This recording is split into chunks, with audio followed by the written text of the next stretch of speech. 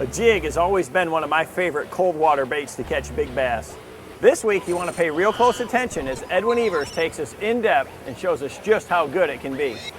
Rick Clunn describes why you should study the mouse, not the owl, in this week's Art of Angling. But first, I'm going to take you smallmouth fishing and show you why jerkbaits are my favorite smallmouth lure.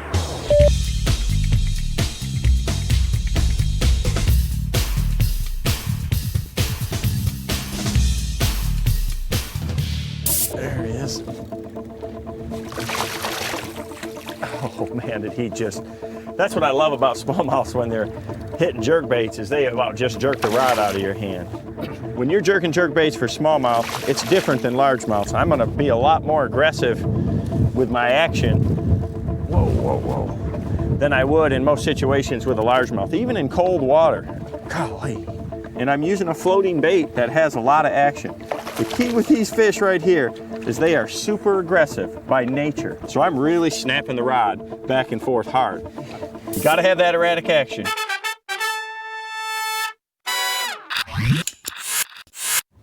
The most important thing that I can teach you today is how you actually jerk the jerkbait. This is the key to catching them or not. When I'm jerking it, I'm never pulling the bait towards the boat with my reel. I'm always doing it with the rod. So I'm gonna snap the rod and then let the rod point right back at the lure. That way I'm starting and finishing with slack in the line. And each time I just reel the reel just a little bit just to pick up that slack line. What that does is that makes that bait move much more erratically. When I start and finish with slack in the line, it's gonna have a tremendous amount of side action.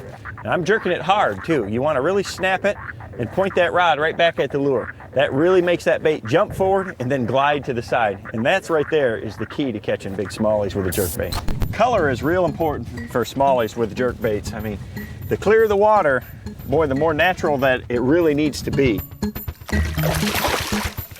A lot of people have problems with them following their jerkbaits. When I've seen a lot of them following it, I know that my color or my action is a little bit off. I mean, that is a heck of a fish right there. What I try to do is I try to pick the color based on the conditions that I have for that given day. Like today it's cloudy, I'm fishing pretty clear water. I want something natural yet visible. This particular lake has a lot of trout in it. I'm gonna choose a rainbow trout pattern, a solid color like this. Now on bright sunny days when you get a lot of flash off the metallic baits, that's when, you know, a black and chrome or a gold bait, metallic finishes that really flash are really gonna shine. The more natural the color and the more visible it is for the conditions, the more successful you're gonna be. I wanna use the right rod, reel, and line to make that happen. And like here, I'm using a spinning rod right now, but you can use a bait caster too.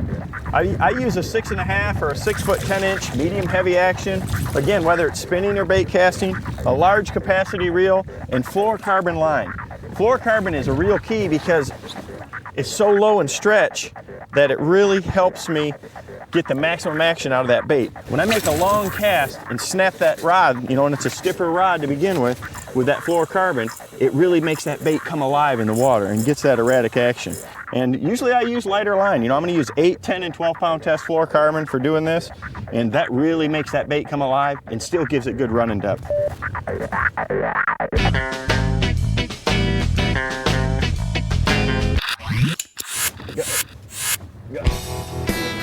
Boy, that's right there is a classic example of how important it is to have that super erratic retrieve. Don't get in a set rhythm. Don't go just twitch, twitch, pause. I try to jerk mine once, and then 3 times, and then twice, you know, to make it super erratic. When you take a bait like this wild shiner right here, and you're snapping it with slack in the line like that, it's never going the same place twice. And that's what gets them excited, is when that bait just never goes the same place twice. If it's just going back and forth, slow and lazy, a lot of times they're just gonna follow it. If you want them to eat it, you gotta work it super erratic and fast.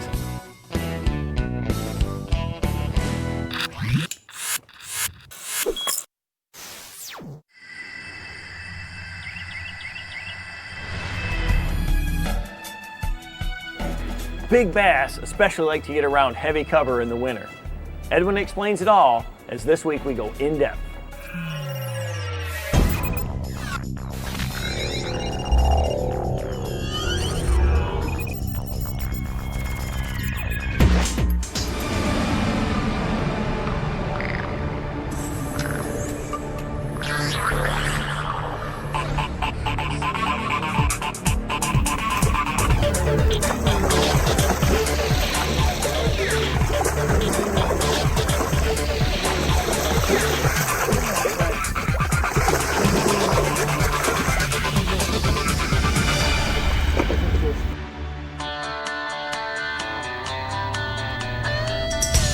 Guys, I can't tell you how excited I am today. We are in southern Oklahoma. We're going to go fish a water supply lake down here. This lake is chock full of bass. It's also got a bunch of cedar trees in it. Now, I've done a show here in the past in the summertime on Bass Pro Shops Outdoor World, and I caught them really good, but they were suspended. They were up high in the water column. It was summertime, it was really hot, and those fish were real high in the water column, and I caught them really good flipping a jig. I think that might be something that might work today.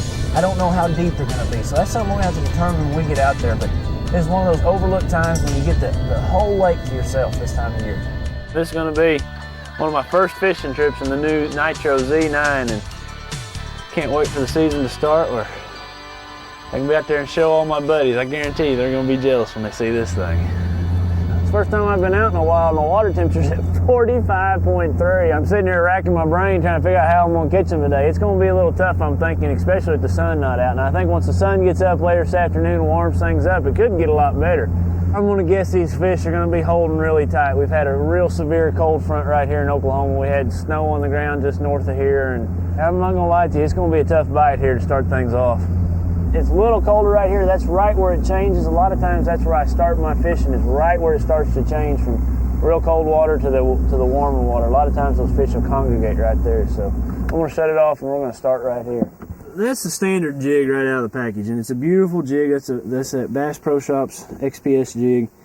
But I like to cut my jig trailers just a little bit more. I like to have a little taper to them. So I take that jig and I turn it upside down, and I just take my scissors and I go right around it like that, and I want a little taper to it. I want it to have more of a shape of a big head towards a little tail kind of deal. I don't know, it's just one of those things with a jig. I just kind of like a few shorter ones and a few longer ones, and it really I think helps make that trailer sit on there better, and I just like it better. One of those things. That just looks like lunch right there to me. The big old bass is going to eat it.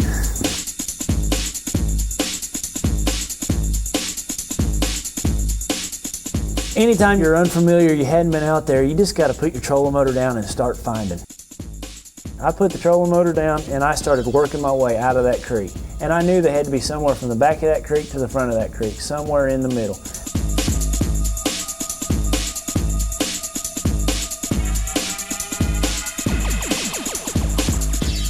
You know that water's cold when you got dead shad floating to the top. That's what we got right there, is 2 shad floating to the top. Anytime you're going out there fishing, especially in the wintertime, those fish are going to pull out and relate to creek channels. And that's what I was doing. I didn't spend any time up on the flats. That water temperature told me all I needed to know. Being 45 degrees, they weren't going to move up into that shallower water.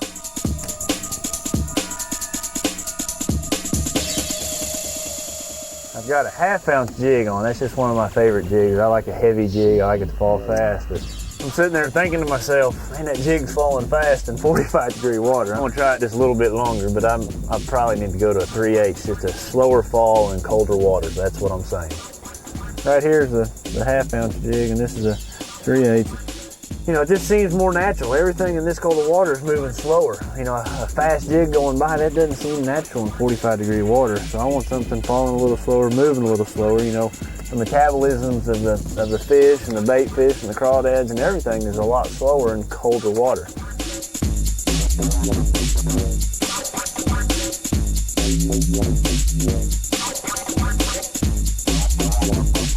Oh, there's one right there. Go! Please stay on there. Come here. Holy smokes. Man, I put that jig in there. Yeah, well, over here. Oh, open your mouth. Looky there. Man, that's a nice one. Oh, that fish is so cold. I wish you guys at home could feel how cold that fish is. She feels like ice.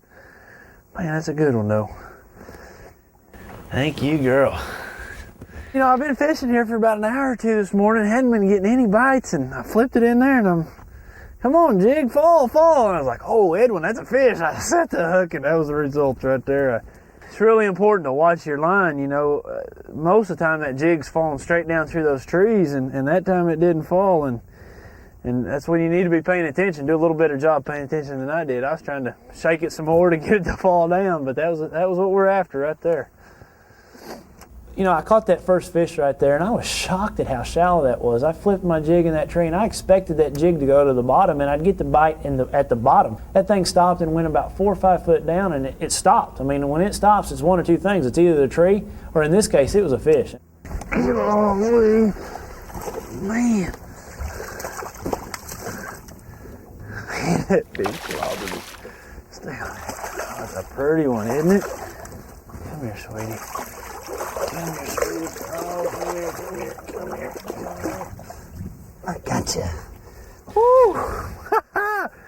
Hey, that fish wasn't down very far either. I was sitting there, I'm shocked, I guess, is why I keep saying that. I'm shocked that they're not deeper. As cold as this water is, man, that's a pretty fish. Doesn't get any better than that right there. Thank you, girl. Woo-hoo!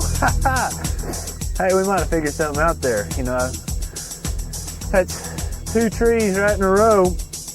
Black blue jig, cloudy days. Now, I just think that black blue, I think it just shows up better on cloudy days in this clear water. Just something to keep in mind. It's really important when you're flipping these trees to get it in on the base. Both those last 2 fish came on the base of the tree. I just think that fish feels more secure up in that big base, you know, amongst all those branches. They probably sit right next to it.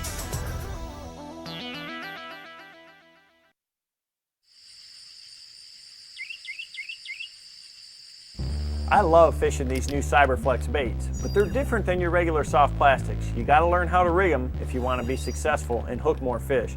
You know, they're really stretchy, they're super soft, but because they're so elastic, if you don't have it hooked right, you're gonna miss some.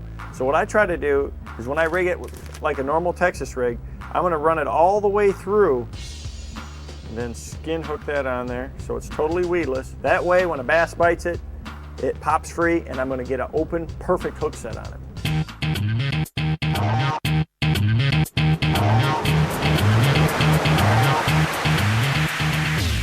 Fishing flooded timber situations like this, it can be very intimidating. You've got so many different pieces of cover that you can catch a fish from. Which one do you fish? I choose the ones that have the best contour lines underneath it. Take all the trees out of the equation, find a depth change, find a point, find something different on the bottom contour, then start on those trees. Once you get to those trees, find the thickest, scrubbiest, ugliest looking trees to fish. That's how you can narrow that equation down and get on those fish faster. It's a light bite. Golly, that fish is on the bottom too. Another good quality fish. Come here, sweetie. Come here. Woo, that fish has got a belly on her. You'll notice the sun finally popped out, so I changed jig colors. I went a little while there and I hadn't got a bite. So I went to more of a green pumpkin jig in that sunshine. Look how pretty she is. Healthy fish. Thank you, girl. Man. You'll notice that I changed to a green pumpkin jig, and the reason I did that is that the sun finally has popped out. You know, this morning I caught them on black and blue, and now I've gone to this green pumpkin jig now that the sun's popped out. When you get that first bite or that second bite, determine where that fish came from. In this instance, I caught every one of my fish out of a cedar tree. There was hardwood trees, all other kinds of trees all around, but every one of my bites came out of a cedar tree. Pay attention to that and duplicate it time after time after time again.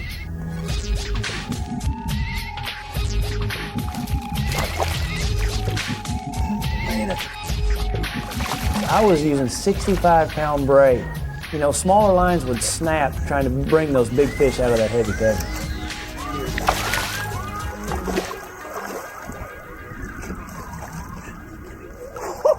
Look at that one. Man, that sucker is long. Wasn't coming unhooked either. Man, that's a nice one, isn't it? Look how broad that fish is right through there.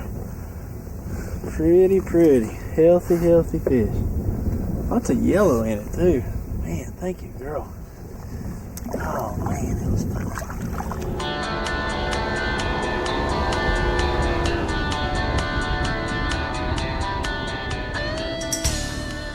Hey, just because it's early winter, hunting season's going on, and you think it's really cold, you can catch some really big fish in the early winter. So get out there and give it a try.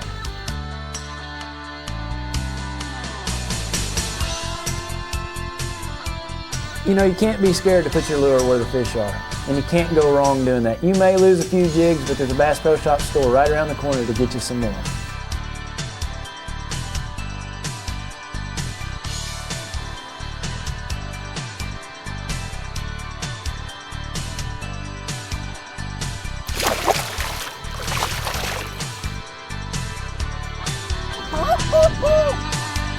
Whoa, man, look at that.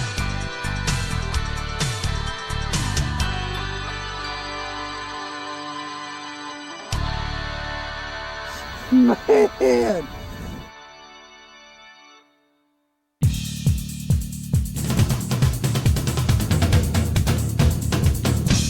Here's a fast fact that'll catch more bass for you.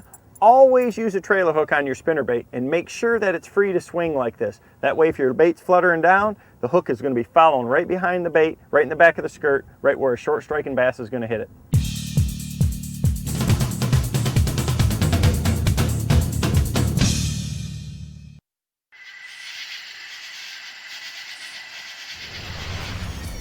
You can bet the bass understands the habits of what it eats, but do you? Rick Clunn is going to talk about the importance of understanding the forage in this week's Art of Angling.